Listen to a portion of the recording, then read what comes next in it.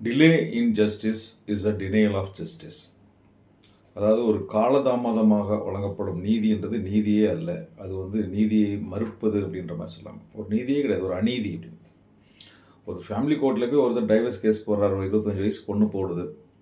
அந்த பொண்ணுக்கு 45 வயசில் டைவர்ஸ் கோர்ட் ஜட்ஜ்மெண்ட் கொடுத்தாங்கன்னு வைங்க. அந்த ஜட்ஜ்மெண்ட் வச்சு என்ன பிரயோஜனம்? கேஸ் 40 வயசில் கேஸ் போடுறாரு. அவர்களோட 65 வயசில் கோர்ட்டு தீர்ப்பு கொடுத்து இருந்தாங்க, இந்த போட்டு இந்த சொத்தை நீங்கள் எடுத்துக்க, இந்த பாகம் பிரித்து கொடுக்குதுன்னா அப்போ அதில் என்ன பிரயோஜனம் இருக்குது? அதை வச்சு அவங்க என்ன பண்ண முடியும்? இல்லை அந்த டைவர்ஸ் வாங்கிட்டு அந்த பொண்ணு அதுக்கப்புறம் கல்யாணமாக பண்ண முடியும்? தாமதமாக வழங்கப்படும் நீதி நீதியே இல்லை. இதை பற்றி நிறைய ஜட்ஜஸ் பேசியிருக்காங்க நல்லா. அதே மாதிரி அதுக்காக எஃபோர்ட்ஸும் எடுத்துருக்காங்க. இப்போ அதை ஜட்ஜஸே போய் கேட்டிங்கன்னா இந்த லேட் ஆகிறதுக்கு காரணமே இந்த வக்கீலுங்க தான்பாங்க. இந்த வக்கீல்கள்ட்டலாம் போய் கேட்டிங்கன்னா ஜட்ஜஸ் தான் காரணமாங்க. இந்த 2 பேரும் சேர்ந்து ஒன்றா இருக்கும்போது பேசும்போது அவங்க என்னங்கன்னா இதுக்கெல்லாம் காரணம் கவர்மெண்ட்டு தான், சரியான தேவையான நீதிபதிகளை நியமிக்கலை, தேவையான கோர்ட்டு வைக்கல, தேவையான ஸ்டாஃப்ஸ் இல்லை அப்படிம்பாங்க. ஆனால் எதுவும் இல்லையோ, இப்போ ஒரு கேஸு ஒன்று ஃபைல் பண்ணணும்னா லிமிட்டேஷன் வைக்கிறாங்க. ஒரு கேஸ் ஃபைல் பண்ணால் ஒரு கடன் கொடுத்தாங்கன்னா 3 வருஷத்துல கேஸ் ஃபைல் பண்ணணும், இல்லை இதுக்குன்னா இத்தனை நாளுக்குள்ளே ஃபைல் பண்ணணுன்றாங்க. அப்போ அதே மாதிரி ஒரு காலக்கெடு ஒரு நீதிமன்றத்தில் ஒரு வழக்கு கொடுத்தா இத்தனை நாளுக்குள்ளே தீர்ப்பு கொடுக்கணும்னு ஒரு இது வந்தால் தானே நல்லது. ஒரு டைவர்ஸ் கேஸ் அப்படின்னு பண்ணிங்கன்னா அதை ஒரு இன்றைக்கி ஃபைல் பண்ணால் ஒரு 6 மாதத்துக்குள்ளே கொடுக்கணும், இல்லை 1 வருஷத்துக்குள்ளே கொடுத்துடணும். அப்போ தான் அதுக்கு அடுத்த வேலை அவங்களால செய்ய முடியும், அடுத்த கல்யாணமோ ஏதோ செய்ய முடியும்.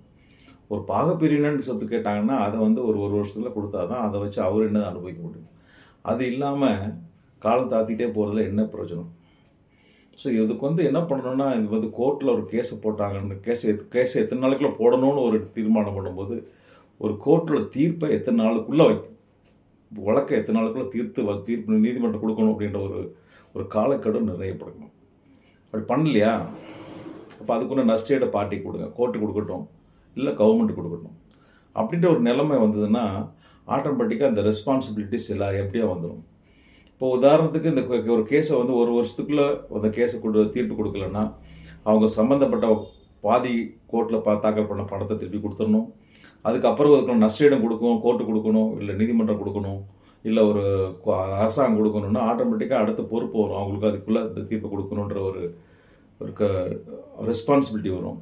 இப்போ அதில் யாராவது சம்மந்தப்பட்டவங்க யாராவது ஒரு பொறுப்பு எடுத்துக்கிட்டு இவங்க தான் டிலே பண்ணுறாங்க அப்படின்னா அவங்க இந்த நஷ்டஈடு கொடுக்கக்கூடிய ஒரு வாதி தான் டிலே பண்ணுறாரு, இல்லை பிரதிவாதி தான் டிலே பண்ணுறாருன்னா அப்போ அந்த நஷ்டஈடு அவர் கொடுக்கட்டும் அப்படின்ற மாதிரி நிலம் வந்ததுன்னா தான் இதுக்கு ஒரு முற்றுப்புள்ளி வரும் அப்படின்றது என்னோட கருத்து. உங்கள் கருத்து என்னன்றதை சொல்லுங்கள். நன்றி, வணக்கம்.